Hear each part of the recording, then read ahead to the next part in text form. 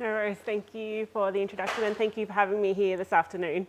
I guess we've got a range, there's a few familiar faces within the audience, so probably some of this will be pitched under you and some hopefully will be able to get a little bit of insight into why we do these endoscopy procedures. My name is Lucy. I'm a medicine specialist working predominantly in the intensive care unit at Clovelly. However, I do have a passion for endoscopy. Call me crazy. It's not just yearling endoscopy, but also the gastroduodenal endoscopy, looking for ulcers and things like that, and also in poor performance procedures. But today we'll discuss a little bit about why we scope our yearlings. So I thought I'd just start with why we do these endoscopic procedures. How they are performed and when they are performed at sales. And we'll discuss a little bit about the upper respiratory tract anatomy, laryngeal function, grading systems, and then highlight a few common problems that we do see that can be identified in these exams and how we might treat them. And then finish with a brief discussion about the literature around research and the use of upper respiratory tract endoscopy in yearlings. So why do we perform these endoscopic examinations? Firstly, it's to allow us to have an assessment of the laryngeal function of the horse. This is incredibly important as equine athletes rely heavily on the efficient delivery of oxygen to the lower airways in order to maximise their performance. Turbulent airflow within the upper respiratory tract, such as what can occur with obstructions, results in and contributes to poor athletic performance. There are also other abnormalities that can be seen present in the upper respiratory tract that can also lead to this obstruction of airflow, and then finally it'll give you confidence to meet the sale conditions set out by the sale companies that often require a post-endoscopy yearling exam to be performed at the drop of a hammer. So assessment of airway dynamics. So oxygen delivery is essential for athletic performance. At high speeds, and there are large amounts of negative pressure that are generated within the upper respiratory tract of these performing horses, and therefore anything that deters or results in this, the clear passage of air through the upper respiratory tract results in turbulent airflow and therefore reduces the oxygen delivery to the lungs. The major risk for turbulent airflow, and something that can be assessed at the time of rest, is laryngeal function, and therefore it is one of the predominant reasons for performing an upper respiratory tract endoscopic exam in the yearling. Recurrent laryngeal neuropathy, or left laryngeal hemiplegia, is a unique condition that occurs in horses whereby the left arytenoid, so this guy, of the larynx shows paralysis and or reduced function. The horse has a very long neck, and the nerves controlling arytenoid function travel from the brainstem up here. They'll travel all the way down the neck where they come down the neck. So this is like along the jugular groove along here. They'll sort of trace around the base of the heart here and then come all the way back up the neck and then synapse onto the larynx here where they actually cause the arytenoids to abduct and get out of the way, essentially. This additional distance is thought to contribute to the left side having an increased incidence of paralysis, and I can't read this. It is the long nature of the nerves that is perceived to create the delayed conduction of electrical impulses to the arytenoid function. Height and being male appears to be a risk factor, although the definitive cause of the neuropathy is unknown. As the nerve runs along the jugular groove, perivascular injections, the injections of substance outside of the jugular vein, can result in inflammation and therefore result in nerve damage as well. So there are a lot of stud farms in the valley that now don't inject horses on the left side because the nerve runs quite superficially in this area and is at risk of some trauma. The left laryngeal hemiplegia, or recurrent laryngeal neuropathy, occurs without the occurrence of inflammation, but also in cases of arytenoid chondritis, where the arytenoid itself can become inflamed. This can also then result in obstruction or failure of the arytenoid to function and get out of the way. Other abnormalities in the pharynx that can also affect airway dynamics and these will be discussed a little bit later through some of the images, also include, but are not limited to, entrapment of the epiglottis, cysts underlying the epiglottis, and a right aortic arch defect, which is something that doesn't occur commonly but results in paralysis of the right side of the larynx, which occurs less commonly than the left, but does also occur. So therefore, at the time of yearling endoscopy, we're also assessing for these potentially abnormalities. It's important to remember, though, that not all these issues within the upper respiratory tract can be identified at rest.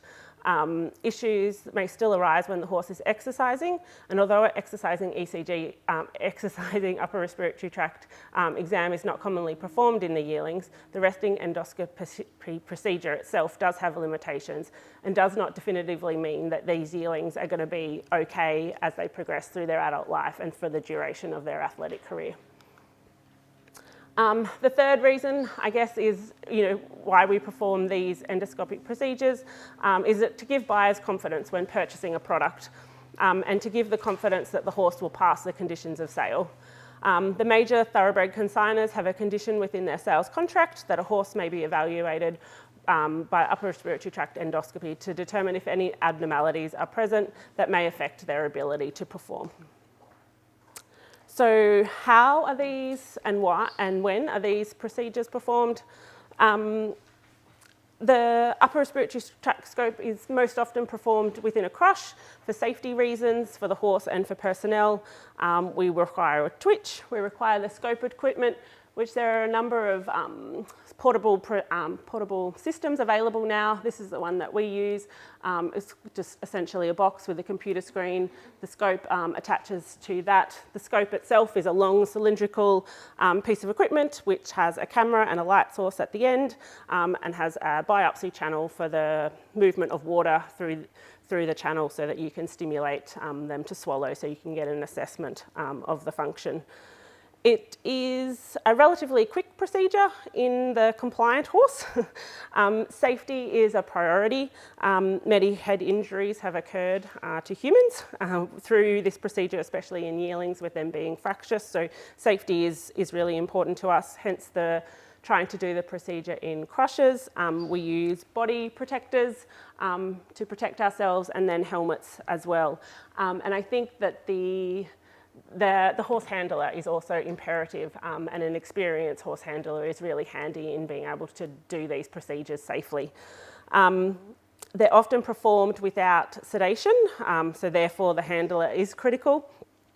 So a nose twitch is applied. Quite often there's a skin fold of the neck. Also, the horses need to be held with a straight head without too much bending through the head and neck region. So just a firm, easy hold in a crush with the horse standing nice and straightly without a bit is essential.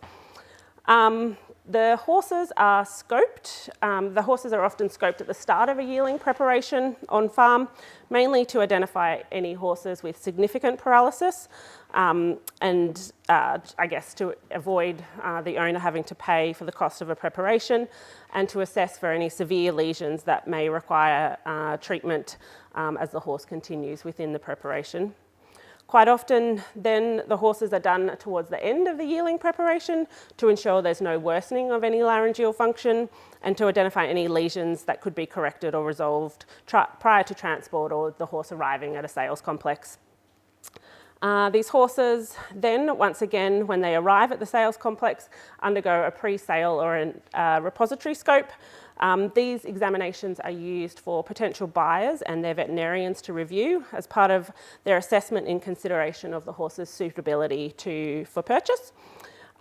This process was developed to reduce the number of times a horse was scoped at a sales complex, with considerations for the horse welfare to reduce the number of unnecessary procedures performed on them and for the safety of horse and staff.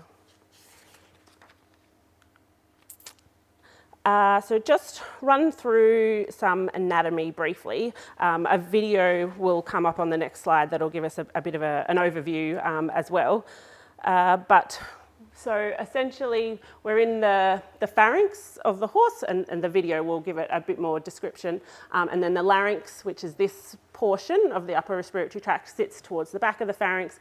And down here is the trachea, which is the windpipe down into the lungs. So right at the floor here is what we call the soft palate. You may have heard of that one. Horses can displace their soft palate, which is a dynamic sort of airway obstruction. Up here is the dorsal pharynx. These are the arytenoids that we talk quite oftenly about. They're the ones that do the majority of the movement. This is the epiglottis, this triangle-shaped scallop down here. And then in here, we have the vocal folds and the ventricles that are responsible for creating noise, as the horse neighs and whinnies. As you see in the video, we pass the scope along, through the nostrils, along the floor of the nasal passage, and into the pharynx.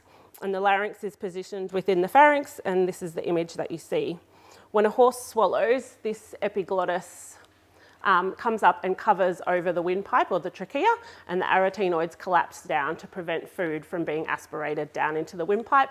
And then the esophagus, so the tube that goes down into the stomach, sort of sits with an opening just in here. So that's just heading through the nostril, and then we went through the floor of the nasal passages, and now we're in the pharynx, this sort of whole area here with the larynx sitting at the back. We quite often zoom in and we'll have quite a close look at these arytenoids to decide if there's any lesions or any ulcerations there, and then we assess the function by inducing the horse to swallow with a bit of water.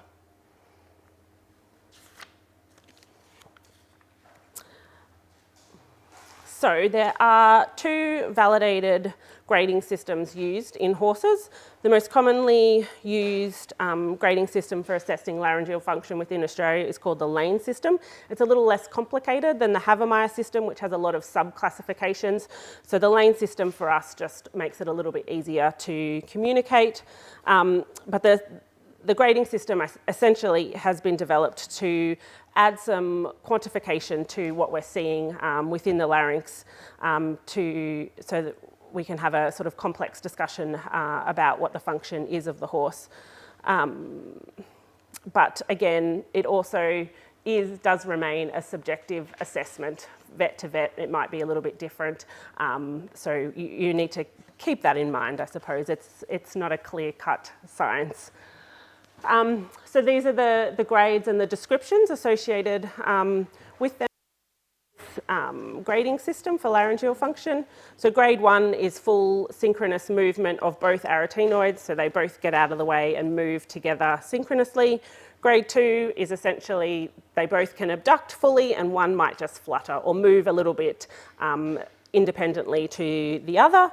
A grade 3 is the horse can achieve full abduction, but the asynchrony is a little bit more obvious than what you would see in a grade 2.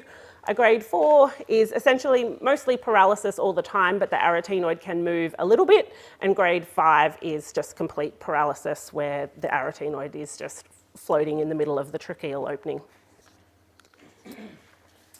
So these are a few videos that represent the different grades. So you can see in this one the arytenoids very fully abduct and get out of the way with each swallow. They move synchronously, and I suppose this makes stud managers happy. The grade 2, it's a very subtle difference, and and quite often is only recognised once you slow the videos down and sort of pause them. But you can see midway through this video that the left arytenoid just flutters ever so slightly independently, just there to the right arytenoid. It's very subtle, means nothing, but just a little bit of asynchrony between those two.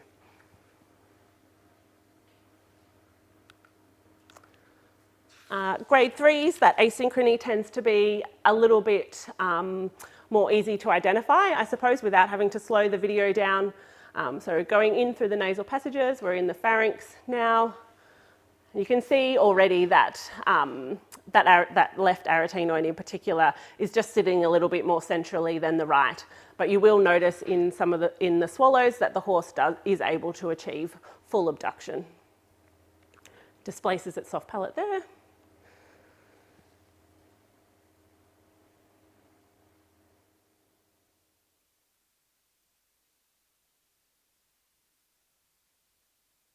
Horse also has mucosal lesions.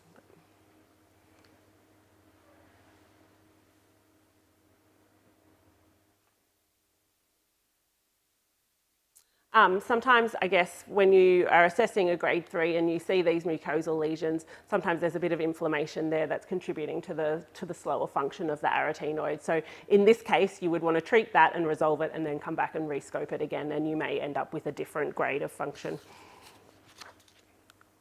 And then this is a grade 4, which hopefully you'll be able to easily tell the difference.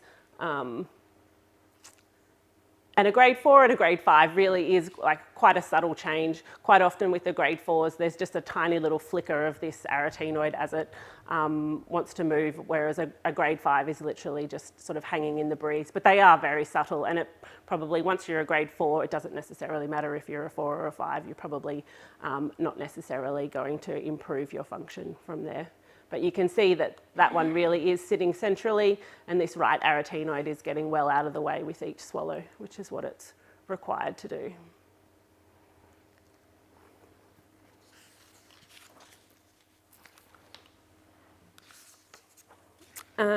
So common problems that we see is that left laryngeal hemiplasia or recurrent laryngeal neuropathy. So the left arytenoid is the most commonly affected because it has the longer nerve, goes down around the base of the heart and then comes all the way back up. So it tends to be the most common that is affected. Hanging in the breeze there, this one's probably, a typical grade 5 where there really looks like there's very little movement there at all. If you found this in a yearling, you would probably continue to break the horse in, go through some pre-training, rescope the horse after that period. But the procedure to correct this is a tie-back procedure. So we essentially, well, not me, the surgeons will put a suture, it comes in through the side here at the back of the larynx, and then sort of swings in a figure of 8 through this arytenoid and gets tied back permanently out of the way. So they're always, you don't tie them back sort of at full abduction like this is, you give them partial abduction so that you can at least prevent some aspiration of food. But quite often, these horses with the grade 4s and grade 5s require that surgical procedure. That procedure in itself doesn't reduce or limit your ability to race. There certainly have been Group 1 winners that have had tie-back procedures. So it's not the end of the world, it just makes things a little bit more complicated, I suppose.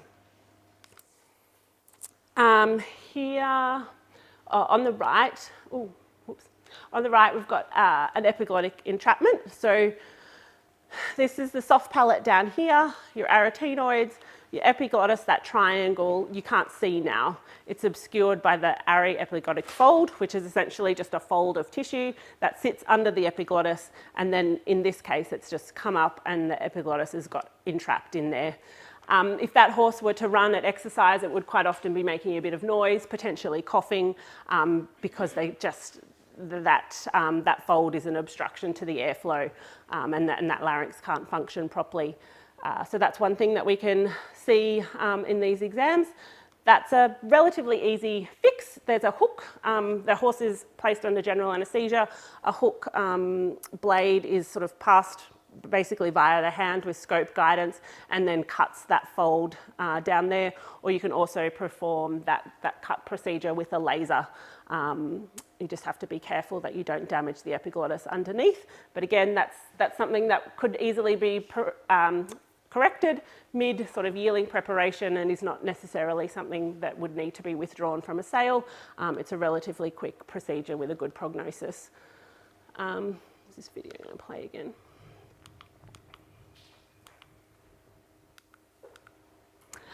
Over here is quite severe arytenoid chondritis, and I think this video is actually mid-treatment for this horse. So you can see there it's got quite aggressive nodular granuloma-looking lesions on the axial surface, so the inside surface of the arytenoids. That infection is not just sitting on the surface of the arytenoid, it'll be coming from deep within the cartilage when you start getting those sort of granuloma-looking lesions there. The treatment procedure for those is topical and systemic anti-inflammatories, so throat spray, some bute or some flunixin, and some antimicrobials. But in this case, this horse required a surgical procedure where you make an incision in the throat and you go in and cure it out, that granuloma, just to remove, I guess, the majority of the bulk of the infection, and then continue with your systemic treatment after that. These horses probably have a guarded prognosis for athletic performance, because quite often, and you'll see in a picture a bit later, that they can result in distortion of the arytenoid, so it can be permanently deformed, and by nature of that, it's not going to function as well as it should. This one is a subepiglottic cyst. So, sorry, the image is a little bit on the side, but we've got our right and our left arytenoids here. This is the epiglottis just being pushed out of the way by this cyst structure. A cyst is essentially just a fluid pocket that's come up probably from underneath the epiglottis, and it's just bulging out there from the soft palate. These can be seen intermittently. Sometimes they can be obscured by the soft palate. They can sort of flop back down under here and you can't see them, and then the horse does a swallow and it sometimes pops up and then slips back down again. So that's something that can easily be present throughout a preparation but not necessarily seen at each scope. It's, again, a relatively easy fix. The horse is placed under general anaesthesia. There's a snare, which is essentially a loop of wire that is tightened around the base of the cyst, and you try and remove it in whole, I suppose, in whole situ. It'll come out as a solid circular fluid-like structure. The other way with which you can deal with them is to also, again, laser them. So you can put a laser line down there and it deflates, and then that tissue just retracts back and sits under the soft palate. Again, a good prognosis, a relatively easy fix, not something to necessarily be entirely alarmed about. These ones are probably seen quite frequently in the yearlings.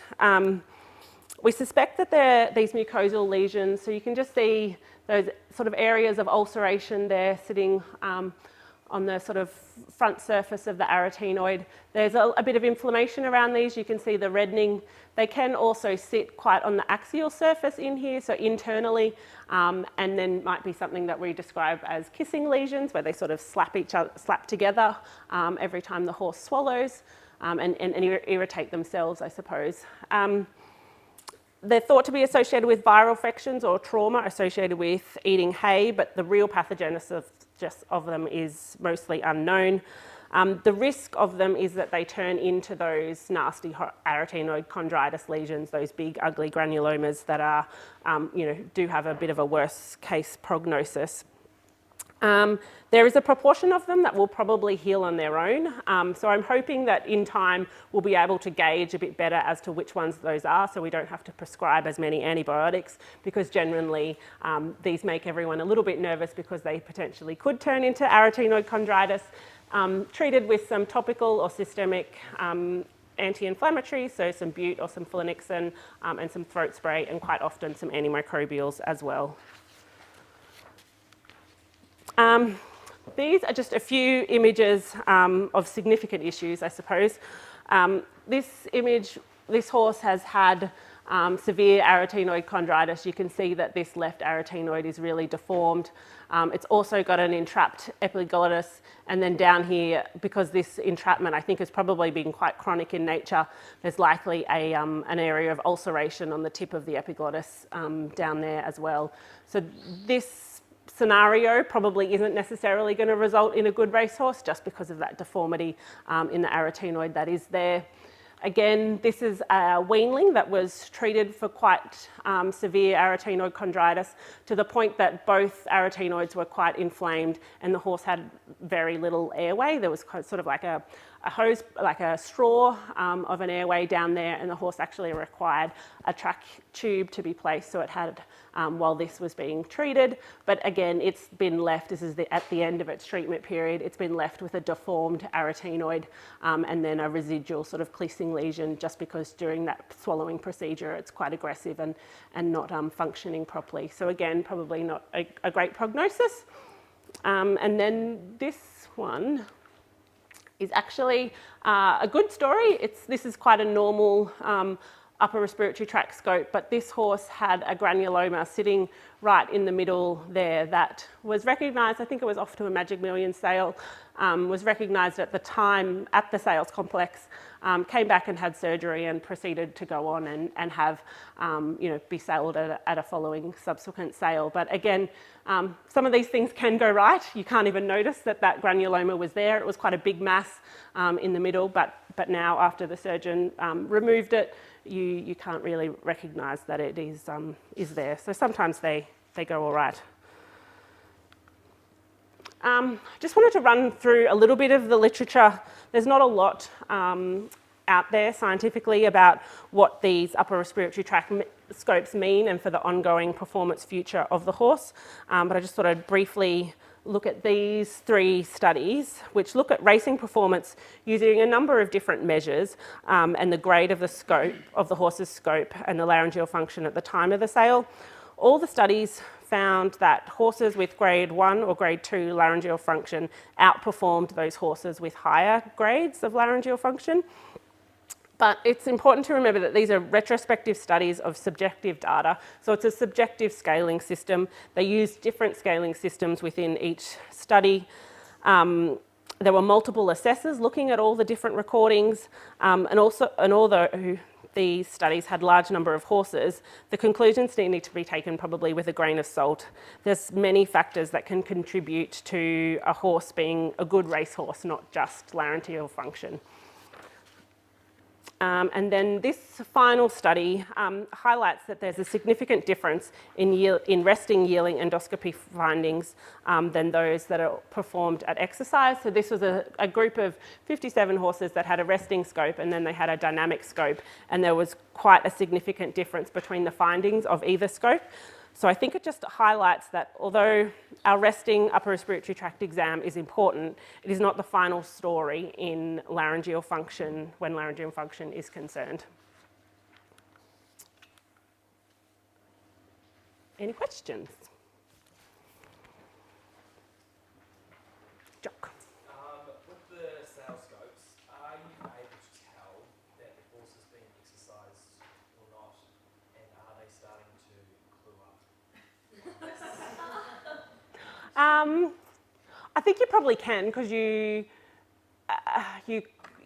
get a lot of function really quickly, if that makes sense. You get a lot of swallows, and I think that the horse where the recording starts with the airway like this, I think that it probably is a little bit questionable. But I guess it goes, I don't know that it's the wrong thing to do necessarily, because if you think of that study, that it shows that, one at rest doesn't equal at exercise. So you're probably just highlighting that the horse has the ability to get there and to have, normal function when it is exercising, which is when they need their larynx to function. Doesn't matter what they do at rest. It doesn't matter how open that they get. So I don't know that it's the wrong thing to do. I don't necessarily feel ethically that continually and trying to get the perfect scope and throwing noises and all that sort of stuff that goes on, I just don't know that I feel right about that part of it. But I don't know that the result I think is okay, but the way we do it, we might need to rein it in a bit. Because there was talk of Hong Kong and things like that, but they're watching that. They're watching Yeah. what's going on, that they can tell. Yeah, I think you can tell. Yeah, to answer your question, yes, I think you can tell. How much bigger will the larynx grow from a yearling to a 3-month? Good question. I don't know that I can answer that in size, but I think it probably does grow. And the function, your function can change. Like what you are as a yearling doesn't necessarily mean that that's what you're going to be as a 4-year-old. But it will grow with the size of the horse, but proportionally with the size of the horse. And is there any, I know this is a random question as well, but with the nostril size, is there any difference between the nostril size And the larynx size? Yeah, because No. you know how you want Yeah. to get the air in, Yeah, and I think. there are people that will look at nostril size, and I guess it's just part of airway dynamics, isn't it? The more air that you can get in, the more oxygen you're likely to get in. Whether then those horses with big nostrils narrow down to a larynx, and it doesn't necessarily make a difference. I don't know of any studies that have correlated larynx size and nostril size, so I don't. Performance horses, you need to get the air in. Yeah, yeah. It's certainly part of the whole. They might have noticed that. Yeah, no, I wouldn't say that I do. Yeah, a big nostril means a good larynx. No, I wouldn't say I've noticed that. Do you reckon with the grading system, like I know there's been discussion of, some vets, for them it's a grade 2, others grade 3. Is there like something that, it gets refreshed kind of thing, or is it always, no one touches base on it as like a whole, so everyone goes clear again, has a clear vision of what grade 2 is, or do you, do you ever opinion, another vet, because sometimes it's not clear. I guess discussion between I think from a seller's perspective, that conversation is always difficult. And I don't know that, certainly the grades are there as a guide, but again, it's a subjective assessment from each individual per horse. And some veterinarians looking at videos for trainers and buyers have a different level of what they find acceptable or not. Anecdotally, it would suggest that 10% of grade 3s will turn into a grade 4, which is a small percentage, I think, considering all the other factors that you've got to do in order to be a successful racehorse. There are so many other hurdles.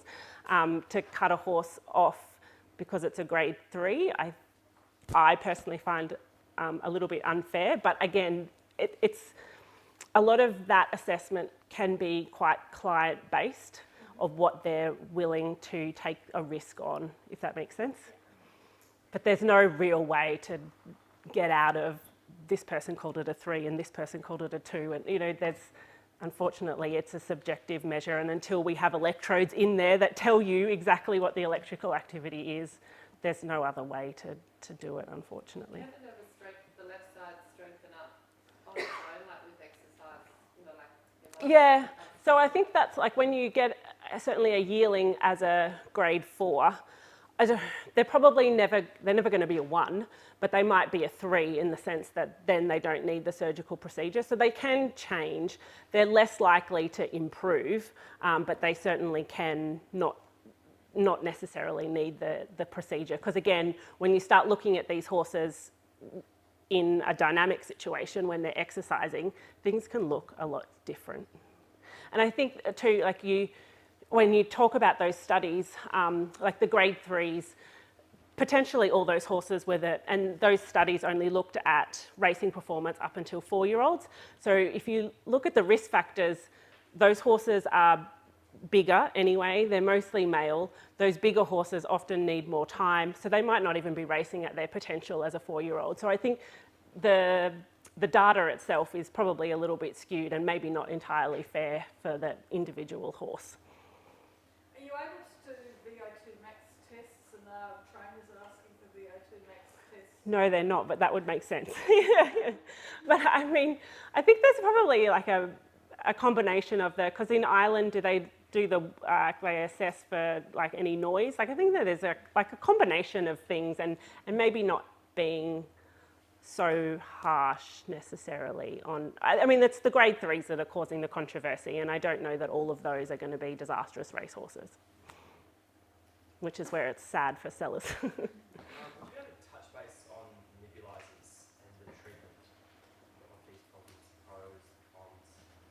I guess in those very superficial mucosal lesions where you kind of get the impression that maybe they're going to go away on their own, then you could nebulize those rather than systemic antimicrobials. But I don't know that. I think with the severe arytenoid chondritis, the infection's coming from within the cartilage, so putting antimicrobials on the surface of that is going to do very little. It needs to come systemically from the blood supply.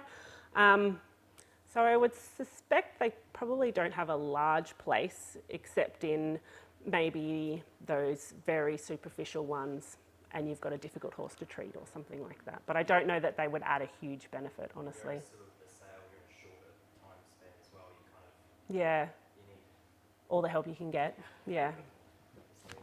why not?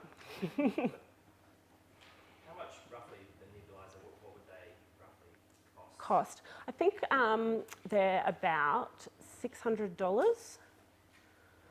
So they're not, and they're like, you just wash them and away you go. Like you just disinfect them and away you go. It's a very simple, it's just a small canister with a small amount of medication. The pump runs through very quickly. They're on the horse for a very short period of time. So they're actually, yeah, they're really quite handy, but I'm not maybe, yeah. Any more questions for Lucy? Thanks, guys.